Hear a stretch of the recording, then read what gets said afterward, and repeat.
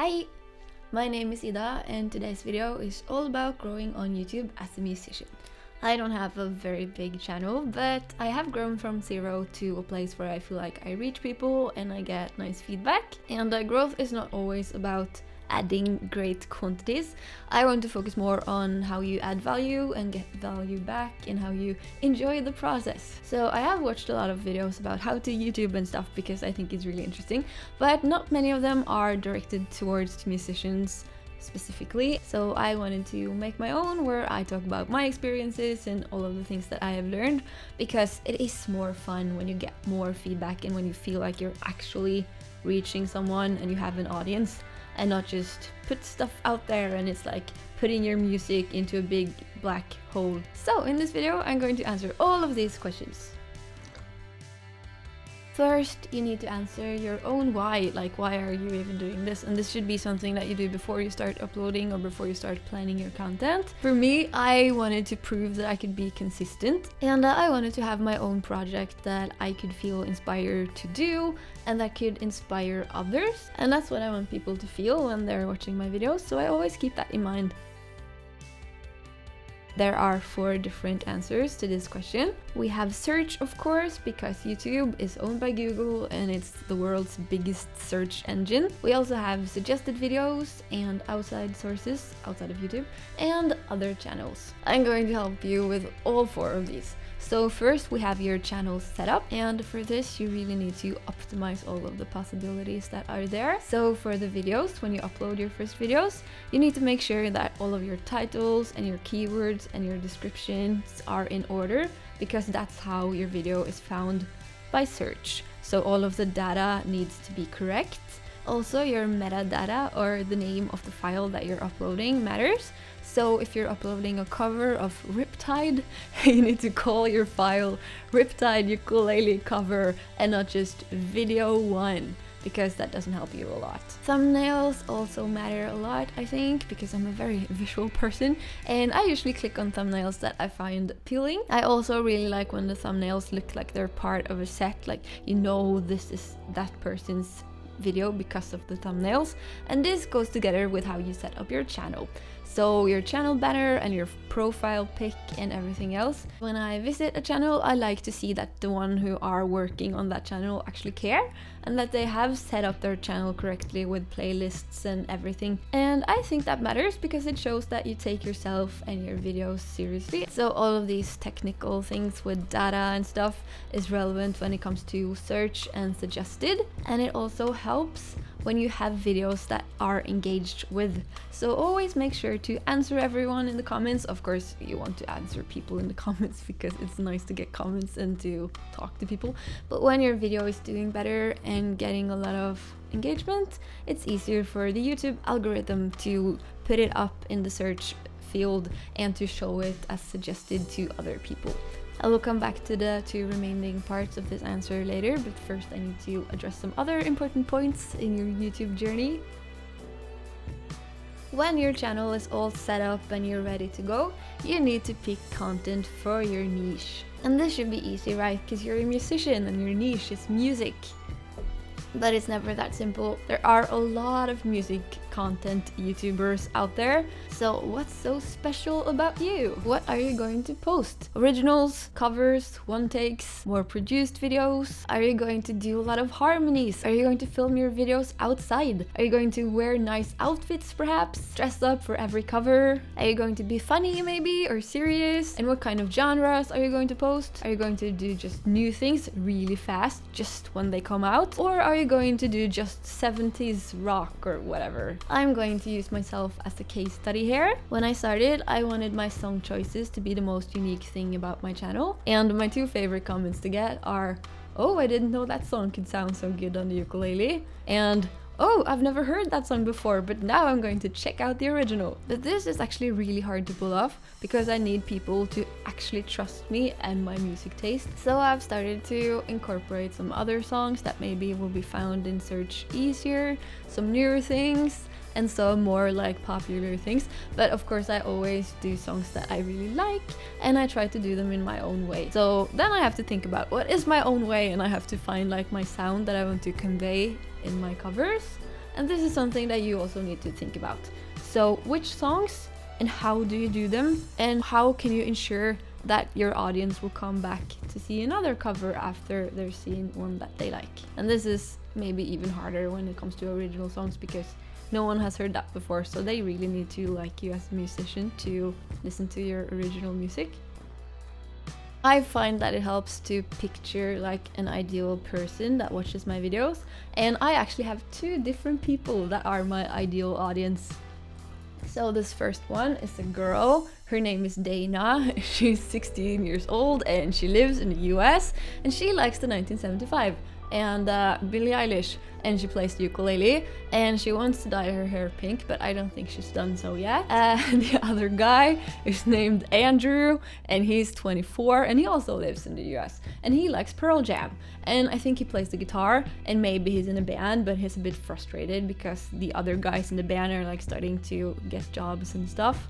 Of course, I know that people who aren't Dana or Andrew watch my videos, but I find it really helpful to just think about them. And every time I'm thinking about doing a song, I think, will Dana like this? Will Andrew like this? Or even better, will they both like it? Of course.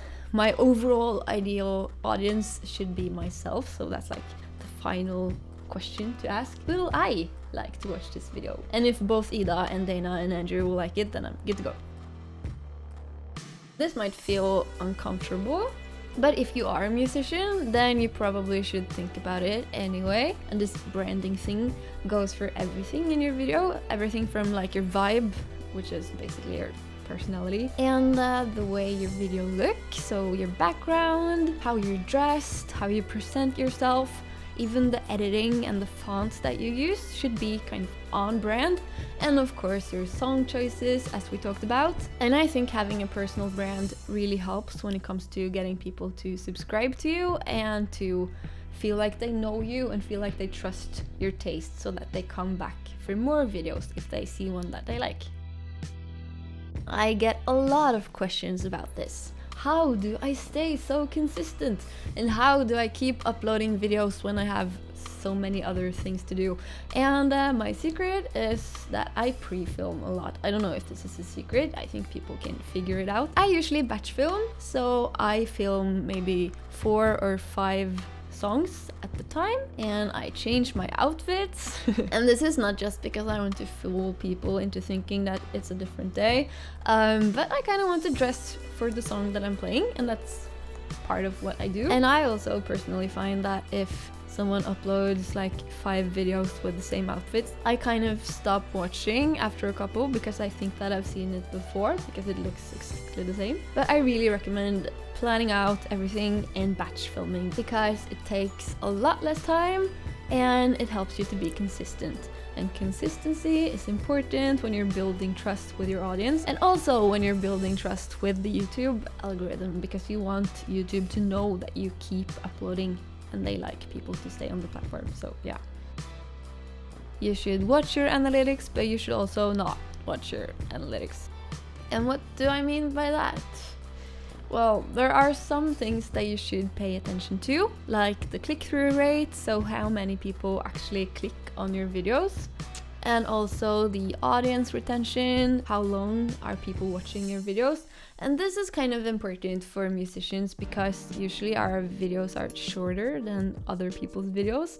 We just have one song, so it's harder to kind of get a lot of watch time. And usually I find that people watch 1 to 1.5 minutes of all of my videos, and that's half of the songs, so I'm actually quite pleased with that. But since I know this because I have looked at the analytics, I know when to put in like a card with a recommended video or playlist, for instance, because if people click out after 1 minute, then they won't see the cards, so I'm always putting the cards before the 1 minute mark. It's also interesting to see how your videos are found, because that can make you do the same things again. And it's helpful to look at your demographic, so where are people watching your videos? For me, for instance, I am Norwegian, but almost no one in Norway are watching my videos. Everyone are in the United States. And that can help me if I'm deciding when to upload, for instance, because I will think about time difference and stuff. And also, of course, that I'm speaking English and not Norwegian, even if my English is awkward. And you can also see which age groups you reach and what genders. And this is where Dana and Andrew comes in, because most of the people who watch my videos seems to be girls in their like late half of their teenage years and guys in their early 20s. So that's a thing. If you have made out your ideal audience person, then it can be interesting for you to go and check out your demographic and see if this actually fits. But you should, of course, also not be caught up in your analytics. And this is what I mean by don't look at it. Don't look at it all of the time. Don't sit there and just update after you have published a video. Just go and film another video instead. I think it was Andy Warhol who said this, that when you're creating art, don't pay so much attention to whether people like it or not. Just let them decide and go and make some new art. And now we're going back to the last part about how to be found, which is outside sources and other channels. So outside sources are your other social media, for instance, like your Instagram or your Facebook page or whatever. So I think it's nice to post on Instagram and on Facebook when I've made a new video. Of course, don't be annoying and don't spam people, but some casual information presented in an aesthetically pleasing way is never wrong, is it? And then it is, of course, the point about reaching out to other people, to be found through other channels or to be found through comments, if you comment on someone's video, for instance. It's really nice to comment on other people's videos, but be nice and not annoying. I like to think about it this way, that I want to build a community that I want to be a part of. That's kind of why we're here in the first place.